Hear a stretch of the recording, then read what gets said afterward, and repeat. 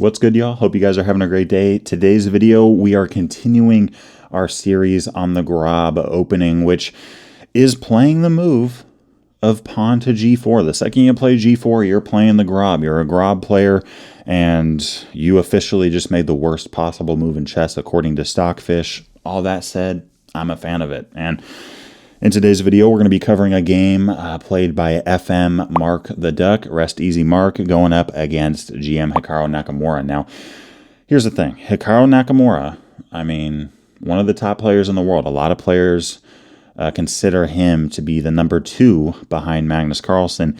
He gives up the advantage at move 8. Now, if you're talking about a GM player like Hikaru, and he's giving up the advantage at move 8, I mean, that just shows just how unprepared everyone else is going to be for this opening, and the stats show that. I've been playing this a lot lately. I've been getting good results with this against titled players in those quicker time controls, and it's just a lot of fun. Now, by playing the move g4, Black has about a -1 advantage. So if they play perfectly, Black has an advantage, but they're not winning by any means. And who's going to know how to play against it? I mean, not many, including Hikaru Nakamura. So here in the game, we have the move of d5. That's a good move. Hikaru here up to, off to a good start, attacking the pawn on g4. I'm personally a really big fan of bishop to g2, just going, you know what, Black, hey, if you want to take the pawn, go ahead. c4 can be played. And against most moves here, c6, knight f6, bishop e6, we're playing the move of queen to b3. If we see the move of e6, we have queen a4 check, and I talk about how to kind of distinguish when to play queen b3 and queen a4 in my chess openings, learn how to play the Grob Opening video. So make sure to check that out once this one is over if you're interested on the theoretical side of things. But all that said, I mean, even if we do go with the Grob Gambit of bishop to g2, Black doesn't have to take, and then we're going to play h3 anyway. So here in the game, h3 is played. This is what Mark went with all the time. And now with e5, we have d3 and bishop g2. You can get this set up all the time as a Grob player. And a common idea from this point is to play knight c3 and then e4, striking in the center and really forming a lot of attention and pressure towards that f5 square, which is in a lot of ways the best attacking square for a knight to be on in terms of attacking the king side. So a lot of potential here, but we are going up against Hikaru Nakamura, and I mean, he's okay. He's okay at chess. He's decent, to say the least. He realizes that h4 is weak. He realizes that, maybe at some point we'd love to bring our pawn back to g3, but we just can't. h4 is a target. It's an outpost. It is a square that no pawn can ever defend against. So that said, what's he do? Knight to e7, looking towards g6 and h4. In the game, knight f3 was played, engine move. Much of the time in the Grob, we go with the move of knight to c3, and we strike with e4. Now, Mark probably didn't go with this because he was worried about knight h4 stuff. That said, we are okay here. If you see knight h4, you can bring your king over to f1. And, I mean, hey, you want to give up your great knight for our bishop that's just chilling on g2? Go ahead. Our king is ready to capture back, and if Black does that, they're actually giving up a portionable size of their advantage by doing that. Okay, but all that said, knight f3 is played here, covering the h4 spot. I mean, Black could go into h4 now, but if you do that, we're just going to take the knight right off, and the queen takes back, and the queen's looking at a pawn on f2. That's going to be very secure. So what do we see here? The move of h5, followed by h4. Interesting decision there. I believe Hikaru here is trying to really get this pawn by itself on g5. He's going, you know what? I don't want h4 played. I don't want that pawn getting support. I'm going to cut off all support from that pawn on g5 when I have the chance. We see e4 here, such a common strike in the Grob. And here at move 8, Hikaru Nakamura gives up his advantage in a blitz game, over the board blitz, by playing bishop e6. Now, bishop d2 was played, which gives the advantage back to Black. But the best move is d4. Such a common theme in the Grob. Once you get that, h3, g4, knight c3, d3, e4 thing going, at some point, striking in the center with d4 can be great. Much of the time, you're looking to play d5, maybe forking a knight and a bishop. Of course, in this case, we're not looking to move forward, but we are putting pressure with 2 pieces on e5. And we're putting pressure with 2 pieces on d5 with our queen and our bishop also looking that direction. So black's got to be very careful. I mean, if black takes on d4, for example, we take back with the knight. We got good pressure against that bishop. If you take on e4, we can castle. I mean, look, you can try to hang on to that pawn all you want. We're still going to take it right off. And I know that our king is on the king side, and we have very advanced pawns. But this position here is over +3 for white. I mean, right now the engine's telling me plus 3.6 for white. Why is that? It's like, why are our pawns in front of our king so far? Well, we have better development, first off. I mean, black has 1 piece developed, guys. We have 4. And it's going to be very quick and easy for us to put pressure on the e-file. On top of that, we're putting pressure on the knight. I mean, if black does play the engine move bishop e7, we can damage black's pawn structure, play queen g4. e6 is a major target here. And our king's okay. So a general rule of thumb is to not push pawns in front of your king. And there's definitely moments where doing that is a bad idea. But as you play chess more, as you hit those higher levels, you're going to learn how to bend the rules, when to bend the rules in the right way. And here, white castle on king side is completely fine. In fact, it's advantageous. But with d4, black should take on e4 there. I mean, taking on d4, that just gives us too much activity and a big target on e6. Taking on e4, on the other hand, we take back. We have a good knight, but it's not like it's attacking anything. And if something like knight d7, we could take on e5 immediately or castle. This is completely sound. We could take on e5 a bunch of times, play f4, continue pushing. The queen can't think about checking our king unless the queen wants to drop in either of those instances. And with queen f5, we could play queen d4.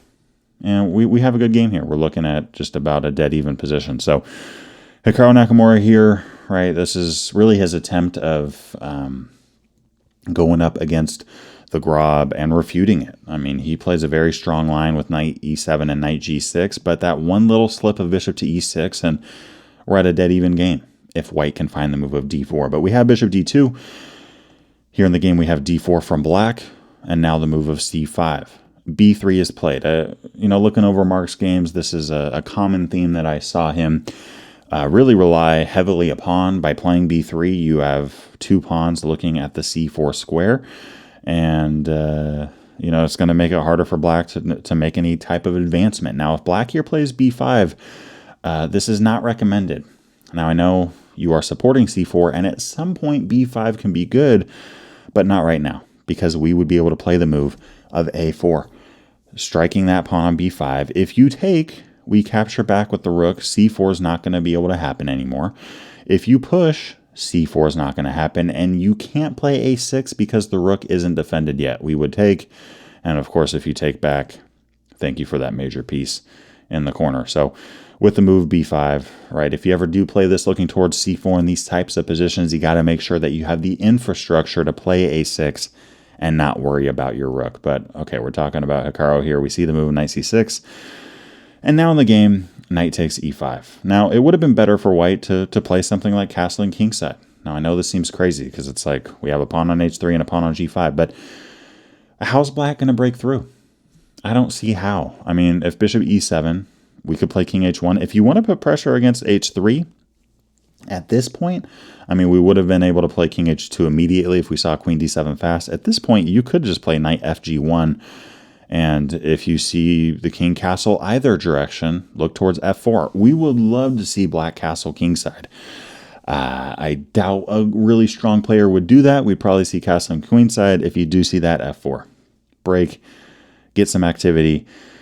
And yeah, I mean, black here could just take on f4. And from this point, black does have an edge. They have an advantage. These are weaknesses. These are pawns that we do have to be concerned about, but we're not losing in the slightest. It's about minus 0.7 for black. So a long game of chess ahead of us. But how could black mess this up? By getting greedy with bishop takes g5. We have knight takes e6. Beautiful move and just a nice tactical idea. If bishop takes d2, what would you do here? I think a lot of players would go, okay, I'll take back. But then you lose your knight. Why not get something for the knight first and then look to take the bishop on d2, right? That's one of those moments where it's like, you know what? I'm going to lose my knight anyways. Might as well get something. We've seen it before where someone is about to lose their queen and it's like, you know what? I'm going to throw in a little intermediate check and get a pawn with my queen. I might as well get something for it. So that's something that, you know, could be used in these types of positions. But again, with the move knight c6, we have knight takes e5. Very interesting idea. And there's a lot of ways for black to go wrong here. But we do see the engine move of knight g takes e5. Now, in either case, I don't care which knight takes back, f4 is the move here. And this is not sound for white, but it is very interesting. And black does have to be careful. If knight g6, not a great move, f5. Right, that's the idea there. If we see knight d7, which is the only other safe square for that knight, f5. It's not a fork, but I mean the bishop is trapped and we are going to be looking to get our material back. So what should black do in this position? f6. Right, that's not what we see in the game, but f6 there is a great move. And if we take on e5, black could actually take on g5 there, and they have leverage over us on the king side. We have one pawn. If you're looking at these two files here, we have one pawn. Black, on the other hand, has 3, and they could look to play g4. Now, you might be thinking, well, we have 3 on 1 in the center. That's true, but they're all stuck. This pawn's not stuck. So this is not good for us. And if we take on f6, I mean, the knight's able to run, and now there's no trap. The bishop actually has room to breathe at this point. And if we take on g7, the bishop captures back. I mean, this is a very interesting position because we do have connected pawns that are wiping out half of the 5th rank. But the moment we push one of them, weaknesses form. If we play f5 here, then e5 very soon will become a major outpost for black. If we play e5, f5 gets weak. So, as well as d5. And black could start looking to dance and get active there. So, definitely not good for us there. I would say that this position is losing for white. Instead, we see the move of bishop to d6. We have capturing off. And white here should have castled. If white castles here, black barely has any advantage. We instead see the move of knight to f4. And the reason this is a mistake is because it allows queen takes g5. Before this, we had vision on that square with our bishop. But now, I mean, the queen's just too active. If we try a little intermediate shot like knight takes e6, and I'm guessing, it's just a guess, but I'm guessing Mark was probably thinking, oh, black can't take because of knight takes e6. The problem is that black has queen takes g2 as an example. And our rook's attacked. On top of that, black's threatening a mate in 1.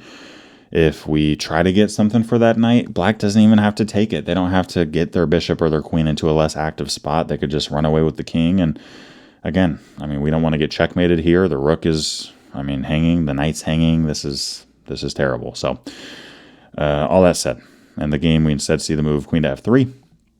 Queen g3 check is played. And now we have capturing off. Knight takes e6. Castling kingside. Pretty standard play here from black, just looking to improve their position. And now we're targeting the pawn. Black should go with bishop e5. Bishop e5 there, and if we check, they can improve their king. We instead see bishop h4, which is pretty awkward. Now, e5 was played in the game. I understand the logic behind this, and this is a sound move, and it gets the bishop active. I would say for myself, I like the move of rook f3. Just putting pressure on g3. Now, sure, with rook a f8, I mean, we can't take with the rook, obviously, for multiple reasons there. And we can't take with the bishop because, I mean, black there would have some good tactical play in that kind of spot with rook takes f3. And if we take, immediately we lose our bishop. So, of course, we want to get something for that bishop and then take the rook. But now rook takes h3 is played, and black here, we're in the endgame, and black is up a pawn. This is so huge when you're talking about chess endgame play. I mean, most chess endgames at the highest levels come down to a single pawn. This is something I talk about in my over 28-hour course on mastering chess endgames. Link below in the description if you're interested in that. You know, it's really meant to get you into the top 1% of tournament endgame players. But yeah, I mean, this is just winning for black. On top of that, look at our bishop. There's not a single pawn that's on a different color than our bishop. I mean, they're all on light squares, and the knight here is going to get busy and just start cooking us. So this is not fun, to say the least. So bishop takes g3 there. Obviously didn't get the job done, but we could play rook a f1. Give ourselves some more support. If black finds the engine move of rook takes f4 and then knight e5, they're slightly better here. Who's going to find that? I don't think many people, unless they're cheating. And if black tries something like knight b4, we have a tactical shot here. Bishop d6 check, followed by taking off that rook. And sure, black's able to take off c2 as an example, but we play rook f7. We're not going to stand around all day and just try to hang on to our position. We got to play actively. We got to create counterplay. And we're looking towards g7 and b7. I could see either side winning this, depending on their level of accuracy. Returning to this move, bishop h4, right? Again, e5 was played in the game instead. I prefer rook f3, but e5 is played, and now we have the move of knight to b4, and this really gives up black's advantage. I mean, white here should take on b7, and if rook a b8, hey, we move the bishop back. Take on c2 all you want. If you do that, we have rook c1, and we're looking towards the c5 pawn. Black's pawn structure is falling apart, and if you play something like knight e3, I mean, we could take. That's totally playable. That's what I was looking at. I mean, just taking the knight and then playing rook takes c5. We have a solid position there. Really a drawn game. But that said, the engine told me, nah, play rook f3.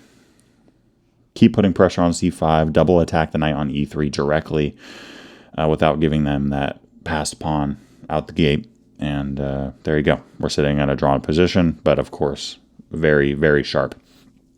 In the game, though, we have rook fc1, and this is just too passive. We have two rooks hanging on to single pawns, and black here gets really busy with rook af8, throwing the rook down to f2, and taking the bishop. We have bishop g5 now. With rook e1, bishop e3 check. White's got to be careful here. Okay, no matter what white does, they're losing. But if king f1, black has 1 and 2. That's it, right? If we play king h1, black has 1 and 2, which I have no doubt in my mind Hikaru saw that.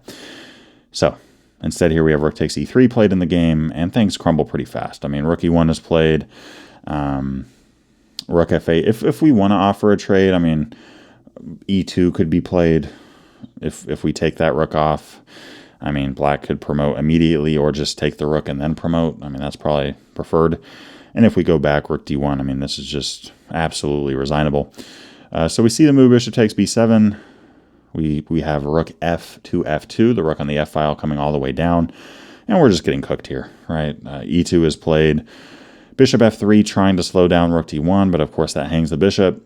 And very quickly here, after rook f1, white resigns. So hope you enjoyed this game, and really the opening theoretical segment of it. I thought it was interesting because Hikaru played very well with d5, e5, c6, fortifying the center, and then wasted no time in getting that knight to g6. But one little slip here after h5, h4, and then bishop e6, that one little slip, we have d4 as an option. And here we're looking at a dead even position, maybe even a position where, hey, white actually has a substantial, substantial advantage. Forgive me, guys. It's like almost 1 a.m. my time. Yeah, so very interesting stuff. Hey, if you like this video, would mean a ton to me if you could drop a like on it. I'm trying to make some more Grob opening content. I'm a big fan of it. I've been really playing it a ton lately, and I think it's underrated. So let me know what you think of it. Yeah, I will see y'all in the next video. Peace. I wanted to finish this video out by giving a big thanks to Walter, Steve, Rob, that's a lot of Robs, Ray, Roger, and the rest of my Patreon community. I appreciate you guys a ton. If you guys haven't checked out the Patreon before, there are some exclusive benefits that you gain by becoming a member, and I look forward to seeing y'all in the next video. Peace.